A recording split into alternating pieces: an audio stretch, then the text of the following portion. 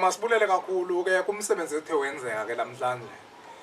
Ndicinga uba noko siuqoshelisile wonke umcimbi njengoba ubuyibhekele le video.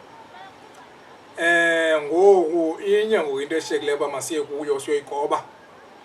Bayazithethela ke khona le nto kuthiwa yi-interview.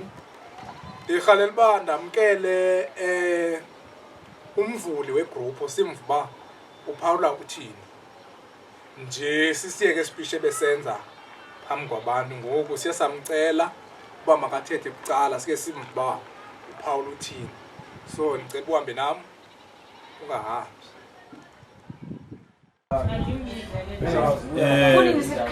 uPatrick lo okwaqwaqo ndingumsunguli le group ke kuthiwa izasempizana. Ngoku ke besike sahlangana apha senzela into yokubana sizonceda apho kumele siyonceda khona. Kumsebenzi wethu ke siwenza phantsi unyaka nonyaka.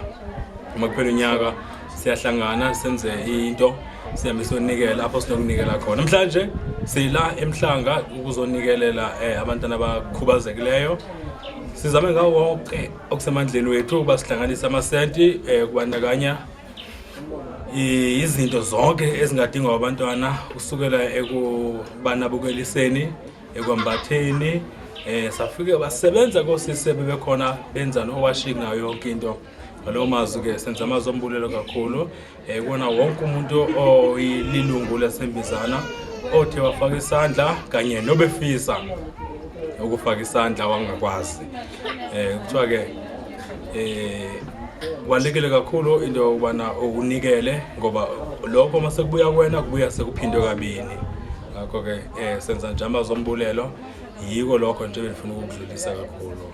Enkosi.